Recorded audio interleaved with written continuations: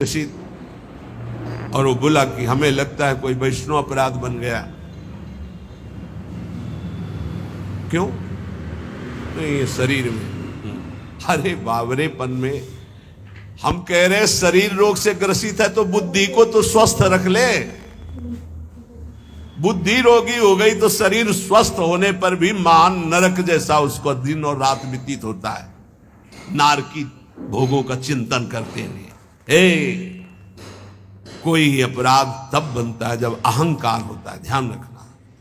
और तुम जो सब शरणागत हो, रोज ऐसा मंजना लगता है कि तुम्हारे अहंकार चढ़ पाएगा। रोज बर्तन मांजा जाए तो चाहे जितना गंदा हो, एक दिन चमकने लगता है। ये सत्संग भाग भर मत जाना, पक्का समझना, जितने बैठे हो अनुभव कर लेना। जहां कमजोरी है यही लगेगा सिर्फ मेरे लिए बोला जा रहा है। और सत्य मानना, ये सत्संग है, ये सार्वजनिक भगवदानंद के लिए किसी व्यक्ति का लक्ष्य करके नहीं, सार्वजनिक सार्वभौम सत्संग होता है। शरीर का रोगों से ग्रसित हो जाना या कोई विपत्ति आ जाना, ये हमारे पूर्व अपराध का है, पूर्व पाप का है। वर्तमान में यदि वैष्णव अपराध होगा तो शारीरिक दंड नहीं, मानसिक दंड होगा। क्या?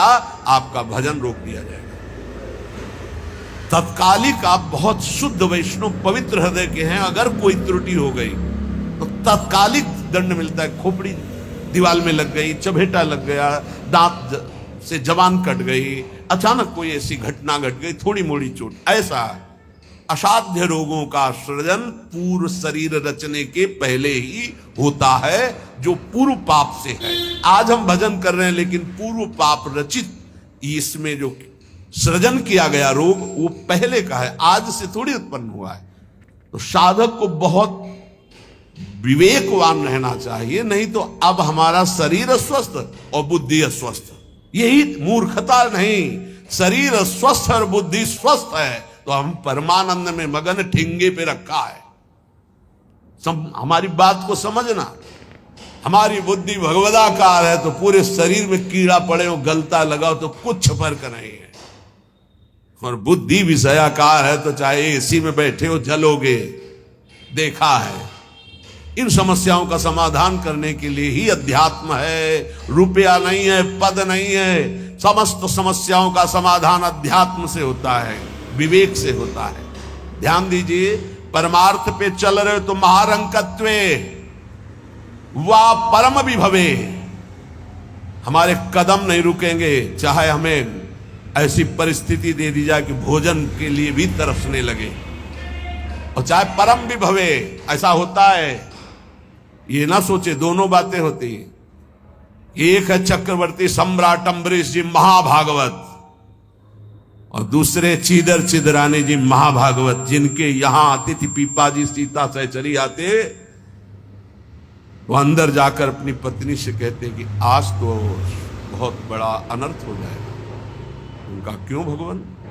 बोले बहुत बड़े संत अतिथि आए और आज हमारे पास कुछ नहीं है।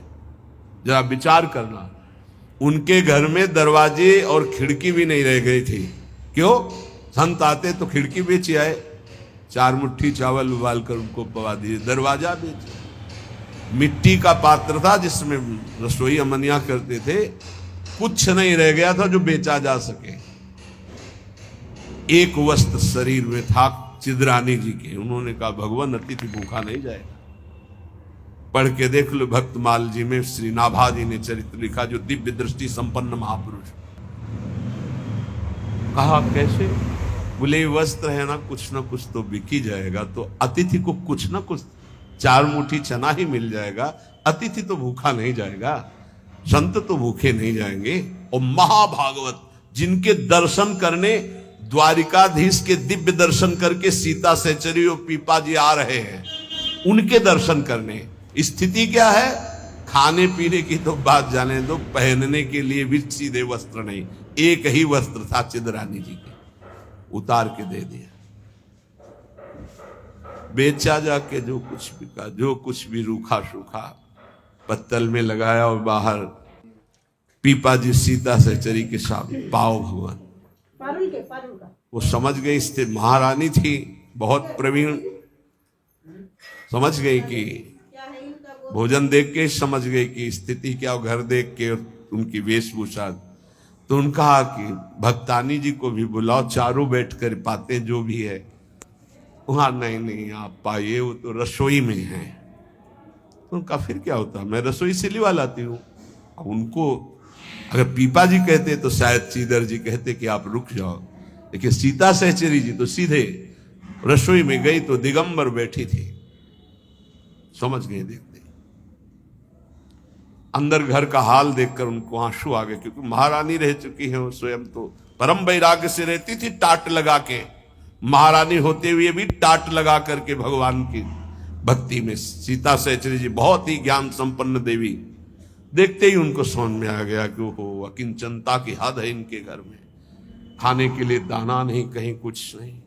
और तो उन्होंने कहा, देवी तुम निर्वस्त्र कैसे बैठी हो? था उन्होंने कहा, अरे हमने सुना था आप द्वारिकाधीश के दर्शन करके आ रही, तो जब मिलेंगी तो रूप माधुरी का वर्णन करेंगी प्रभु की। क्या इस नासवान शरीर की चर्चा चला दी? जब पैदा हुआ था तो आभूषण और वस्त्र पहन के थोड़ी हुआ था, दिगंबरे हुआ था, और जब जाएगा तो जला दिया जाएगा। बीच में अगर दिगंबर है तो क्या फर्क पड़ता है? बाहर आई और पीपा जी से कहा, इनकी निष्ठा के आगे हम लोग कुछ नहीं।